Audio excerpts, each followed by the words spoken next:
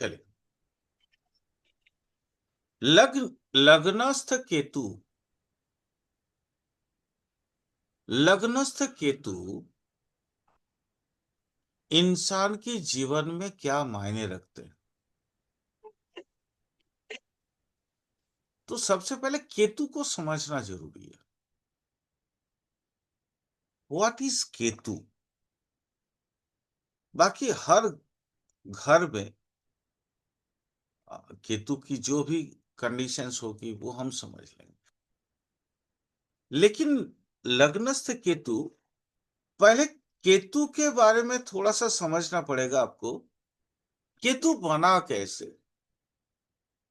आप सब जानते हैं केतु बना कैसे। स्वर्ण भानु अपना देवता के रूप में अमृत पीने के लिए लाइन में खड़ा हो गया, अमृत पी गया और विष्णु मोहिनी रूप से चक्र चला दिए, तो सर का पट अलग हो गया, शरीर का पट अलग हो गया। ये पौराणिक तत्व है। बाकी बेसिक तत्व क्या है? पृथ्वी के आसपास ये जो चंद्रमा और सूर्य के उपरांत ये जो दोनों अक्ष में घूमते हैं, दोनों नोड पॉइंट है, साउथ एंड नॉर्थ। वो साउथ पॉइंट और north point, that means south is Ketu, north is वो, यानी दोनों पॉइंट राहु केतु है। तो अब ये है क्या? दोनों ही शास्त्र में कहा गया है, छाया ग्रह है। राहु के बारे में बहुत कुछ बताया। अब आज थोड़ा सा केतु के बारे में थोड़ा डिस्कस करना चाहेंगे। सबसे पहले बहुत गलत जगह से मैं इस डिस्कशन को स्टार्ट करना चाहूंगा। राहु समंदर जैसा है। कोई कूद के अगर वहां पे आत्महत्या कर दे, या कोई भी चीज सामान पे वो समुन्द्र पे आप डाल दे, कुछ दूर तो जाएगा बह के पीछे, फिर वापस आके तट पे गिरेगा। समंदर जैसा है, कुछ चीज लेता नहीं है। समंदर जैसा है, समंदर नहीं है। मीन, वो समंदर, मीन राशि, उसका वो एकदम समंदर है। वहां पे आप ये बाकी सब जगह पे आप सदृश कह सकते हैं, यानी जैसा है वो हम कह सकते हैं कि समंदर जैसा। ददाती, देना राहु का काम। वो लेता नहीं है, जो दिए आपने ले लिया, वापस कर दिया। लेकिन शेप क्या होगा ये उसको मालूम नहीं है। उसने जिंदा लिया, मृत वापस किया। हमको तो उसको मैंने राहु को मतलब नहीं है। तुमने दिया, हम वापस कर दिए। अब कौन सा स्टेट चेंज हो गया ये राहु को मालूम नहीं है। लेकिन केतु को बराबर मालूम होता है। इसलिए केतु जो है ना, लेता लेता, देता कुछ नहीं। अगर लग्न में केतु हो तो व्यक्ति जिंदगी भर के लिए गालियां लेता रहेगा, देगा नहीं, कुछ नहीं देगा। जितने भी ये केतु जो है ना, बेसिकली विष्णु का वो वाला रूप है, सॉरी शिव का वो वाला रूप है जो गरल, जो हलाहल उन्होंने कंठ में धारण किया था। अब जब यहां से काटा है तो ये वाला तो ऊपर चला गया ना, लेकिन इसके नीचे हलाल तो यहाँ कंठ में धारण किया था उन्होंने। तो कंठ तो यहां से नीचे ही है ना, यानी हलाहल को धारण करने वाला व्यक्ति जो शिव जैसा है। शिव ने बोला था डोंट वरी, तुम मेरे पास रहना। स्वर्ण भानु का नीचे वाला पार्ट को अब शिव जैसा बन गया। बहुत बड़ी बात बता रहा हूं, समझ लेना इसको। अब शिव जैसा क्या?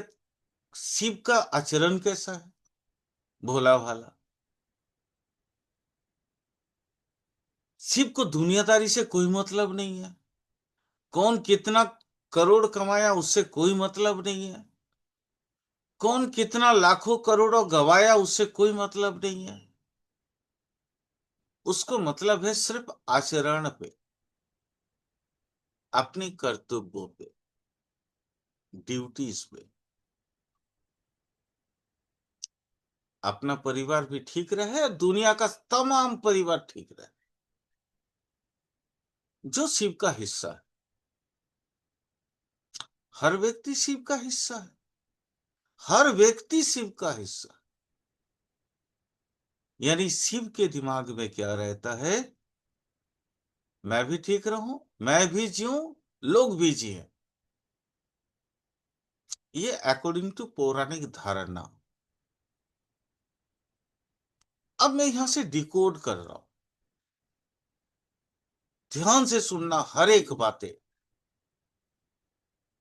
अगर किसी के लग्न में, क्योंकि लग्न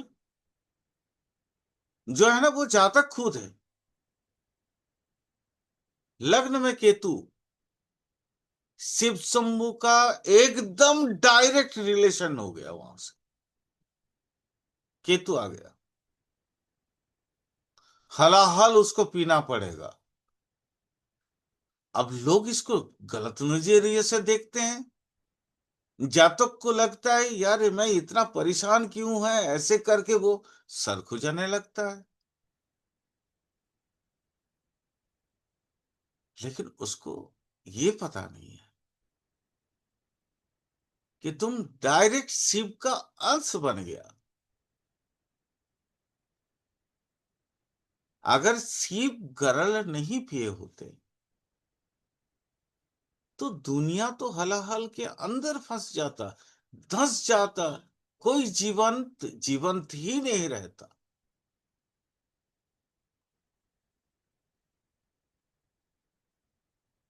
यहां सबसे मुख्य चीज,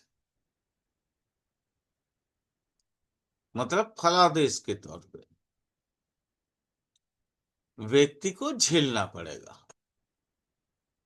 जीवन भर कुछ ना कुछ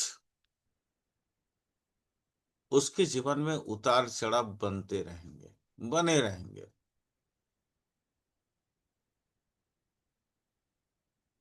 अब वो व्यक्ति क्या है ना, गरल पीने के बाद शिव जैसे किसी से कोई बात नहीं किए, ये व्यक्ति भी अपने जीवन के बारे में किसी से कोई बात नहीं करेगा। इशारों में बोल सकते हैं। शिव ने भी इशारों में बोले थे यहां जलन हो रहा है। तो पार्वती आई और पार्वती पीयूष दी थी, पिलाई थी, पीयूष पिलाई थी। तो ये जो जलन है शांत हो गया था। तो केतु वाला व्यक्ति, जिसके लग्न में केतु है, वो भी कोई बोल नहीं सकता है। वो इशारों में कुछ बात वार्तालाप कर सकता है, यानी आपको हिंट दे सकता है। तो उसके लिए कोई पार्वती होगी तभी ना वो हिंट को समझ पाए।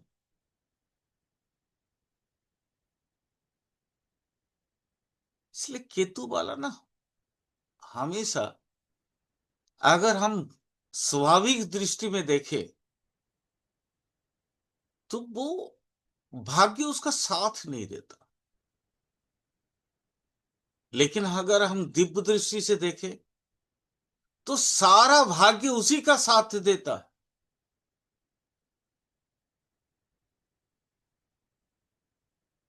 सारा भाग्य उसी का साथ देता। क्यों? कैसे? आप बोल सकते हो सर आप कॉन्ट्राडिक्टरी बात क्यों कर रहे हो? आपने अभी अभी कहा भाग्य साथ नहीं देता है, और ऊपर से आप कह रहे हो कि सारा भाग्य उसका साथ देता है। मैंने बोला यहां पे दृष्टि की आवश्यकता है। अब हमारे पास कई तरह के ज्ञान होते हैं।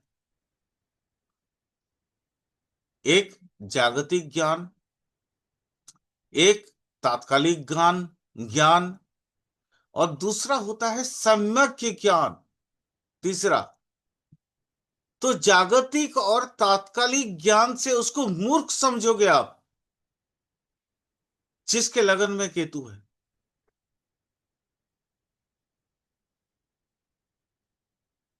परंतु अगर आपको सम्यक ज्ञान है, फिर आप उसके पैर पड़ोगे। वो व्यक्ति जो झेलने के लिए आया है, क्यों क्यों झेलने के लिए आया है? ताकि विश्व चराचर सुख भोग पाए। यहां पैरामीटर क्या चलता है? अगर आप एक तुला दंड भी लेते हो,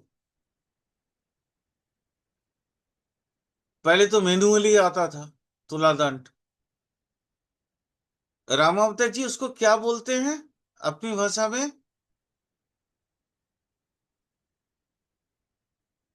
लक्ष्मी मैम, वो इस तरह से जो उठाते हैं तुला दंड को,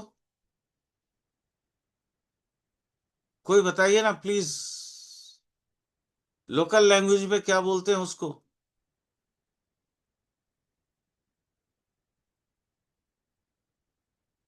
आप में से क्या किसी को मालूम नहीं है?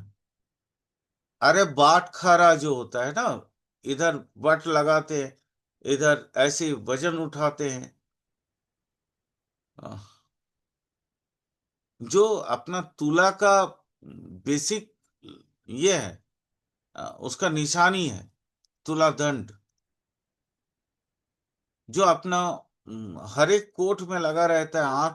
आंख में पट्टी बांध के जो पहले वाला निशानी था, हाथ में तुला दंड होता था। खैर कोई बात नहीं, कोई नहीं बोलेंगे तो मैं ही बोलता हूँ। मापदंड, लोकल लैंग्वेज में आप जो भी बोले, मैं तो अब साहित्यिक भाषा ही बोल सकता हूँ जो मैं जानता हूँ। मापने की जो कला है, एक तरफ से आपकी जो वजन वाला सामग्री और दूसरी तरफ आपकी सामान, वो होता है निकती। अब ये निकती इतनी इतनी मतलब उसमें एक भी कोई खाद नहीं है, निखाद निकती। वो कहाँ पे होता है? हमारे पौराणिक कहानी में कहाँ होता है? चित्रगुप्त के हाथ में। चित्रगुप्त है कौन? महाराज यमराज के अधीन जो मुख्य क्लार्क हैं, जिन्होंने पाप और पुण्य की लेखा जोखा रखना है। समझो, केतु वो पर्सन है। केतु खुद कुछ नहीं लेता, केतु लिख के रखता है। तो लग्न पे बैठा व्यक्ति, जिसके लग्न में केतु है, वो व्यक्ति सिर्फ लिख के रखता है, क्योंकि वो क्लार्क है। वो यम दंड हाथ में नहीं रखा। क्लार्क ने लिख दिया, लिपिबद्ध कर दिया, बता दिया, राइटिंग में डाल दिया। अब उसका आंसर कौन देगा? यमराज ही देंगे। तो यमराज को अब नियुक्ति पकड़ना पड़ेगा। इतने देर से पहले चंद्रगुप्त हर चीज संभाल रहे थे, लेकिन जब खुद पे आया, यानी लगन के केतु पे कोई भी चीज आफत आया, तो बोले राजा जी ते संभाल।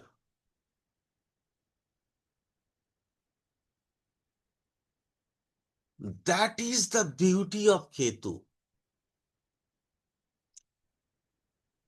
लेते हैं, बार बार फिर वही दोबारा पहले वाले बात बताता, लेते हैं, देते कुछ नहीं। यानी आप जो भी दोगे, गाली दोगे तो भी ले लेंगे, आशीर्वाद दोगे तो भी ले लेंगे, हर चीज वो ले लेंगे। क्योंकि ऐसे लोग इमोशनल फूल होता। मैं उस दिन क्लास पे, याद होगा आप लोगों को, मैंने बोला था केतु इज द सीप। सीप, वो जो सीप होता है ना, जो मोती को इस तरह अंदर रखता है समेट के, और एक खाल होता है, मोटी सी खाल होती है, वो पत्थर टाइप का, मतलब एकदम जो बड़ी, मतलब वो पहले बच्चे लोगों को अ, दूध पिलाने के लिए उस खाल का यूज किया जाता था, सीप की वो खाल। वो खाल, वो वो जो ऊपरी हिस्सा सख्त टाइप का, बट सीप तो है तो उसके अंदर ना, सीप तो नरम है। सीप नरम है, पहले तो देखिए खाल, ऊपर वाला एक मोटी सा परत, जो काफी कठिन है, काफी, मतलब इतना कि आप पत्थर से भी तोड़ नहीं सकते हो जल्दी, उसके अंदर बैठी सीप, उसके अंदर मोती।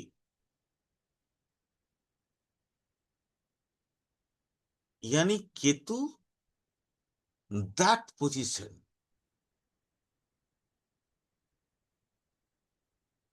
केतु को इसलिए समझना पड़ेगा। जैसे शुरुआत में बोल रहा था कि केतु, देखिए मैं भी 10% समझा पाऊंगा, इतने साल के बावजूद, इस फील्ड में रहने के बावजूद, केतु को ना समझना मुश्किल। कुछ एग्जाम्पल देते हैं तो आपको समझ में आ जाएगा।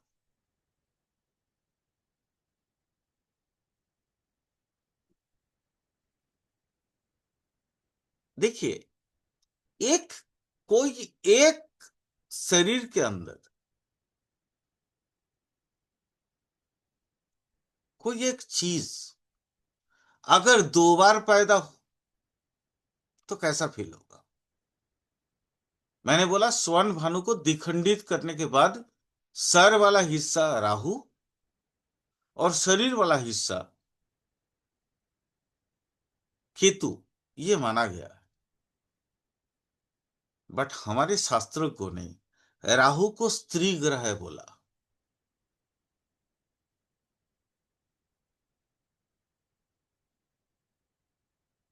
और ये है, मेरे पास प्रूफ है। मैं अपनी बात नहीं कर रहा हूं, हमारे गुरुओं की बात कर रहा हूं, शास्त्रों की बात कर रहा हूं। राहु को स्त्री ग्रह माना गया। राहु, देखो, आद्रा, स्वाति और शतभिषा, ये 3 ग्रह पे उसकी आधिपत्य है राहु की। तीनों के तीनों, अगर ये गति देखोगे सान की, साल भर के अंदर, और ये कब कब कहां कहां जाती है आपको समझ में आएगा। जब धरती कुछ पैदा करती है उस समय,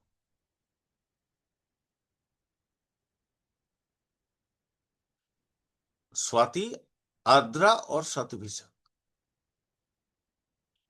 धरती खेती पैदा करती। सीप मोती पैदा करती, यदि पैदावारी राहु पैदा तो कर दिया तो फिर बचाएगा कौन?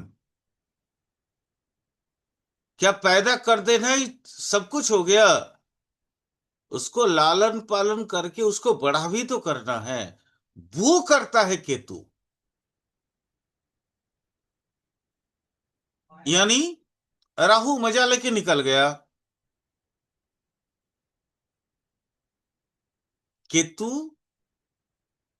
पूरा जीवन उस मजा को सजा के रूप में भुगतता है, और उस सजा में उसको केतु को मजा मिलता है। बड़ी अजीब विडंबना है एस्ट्रोलॉजी पे। तो कैसे समझाऊं आप लोग? जिस दिन मैं केतु को समझ जाऊंगा उस दिन मैं एस्ट्रोलॉजर बहुत बड़ा बन जाऊं।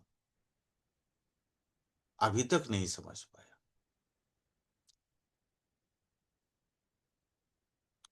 तो अब सोचो, ये हम एग्जाम्पल आपको अगर कोयल और कुआ वाला दे तो भी तो नहीं होगा ना।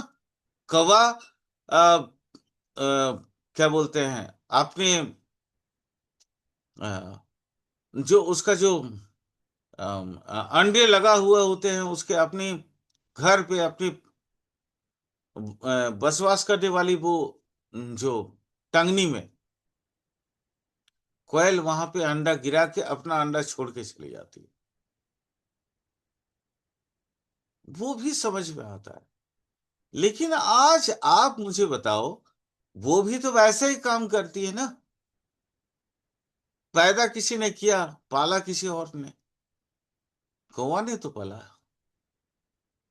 तो कोए में और केतु में क्या फर्क हुआ? फिर भी यहाँ पे फर्क है।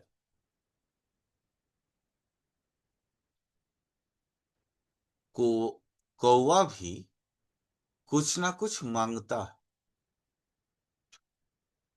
क्या मांगता है? उसकी इंटरेस्ट कहाँ है? उसकी इंटरेस्ट है बाकी जागतिक चीजों पे।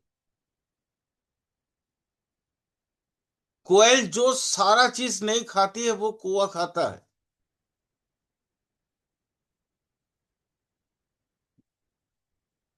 लेकिन केतु वो भी तो नहीं करता, तो केतु का इंटरेस्ट कहाँ है?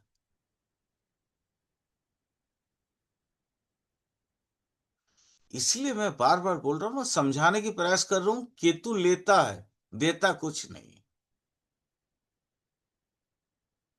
लेता भी कौन सी है? आपके जितने बद्दुआ देना है वो ले लेगा, आपको जितना आशीर्वाद देना है वो ले लेगा। केतु इज द ओनली, वो जो ना, इनहार्टेड इंटेकर। खाली इनटेक करता है, आउटपुट उसका कुछ नहीं, इनपुट। आउटपुट के माध्यम से उसका कब आता है? जब वो 12 हाउस में होता है। वो जितना लग्न में, लग्न से के लग्न सेकेंड जितना उसने लिया है, जब 12 में जाएगा वो सारा आउटपुट कर देगा। और किसको? भगवान को। भगवान आप ते ले जा, मेरा हो गया। मैंने तो सारा लेके लाके, ये देख इतना चिट्ठियां हैं, इतने ये है, इतने ये है, अब ले भाई, ये सारा ला दिए, ते ले जा।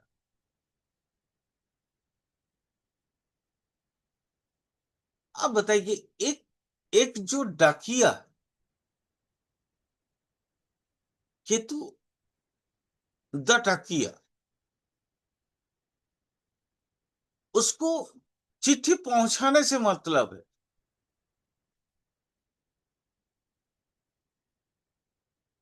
उसको पढ़ के उसके अंदर का जो मिठास, कड़वापन चिट्ठियों के अंदर जो भी है, उसे उसे कोई मतलब ही नहीं है, इसलिए वो लेता है। और देता किसको है? मालिक को। अब चिट्ठी की जैसे कोई मालिक है, कोई व्यक्ति है XYZ, वो देगा उसको, आपको तो नहीं देगा ना, आपने भेज दिया, आपसे वो ले लेता है, देता किसी और को।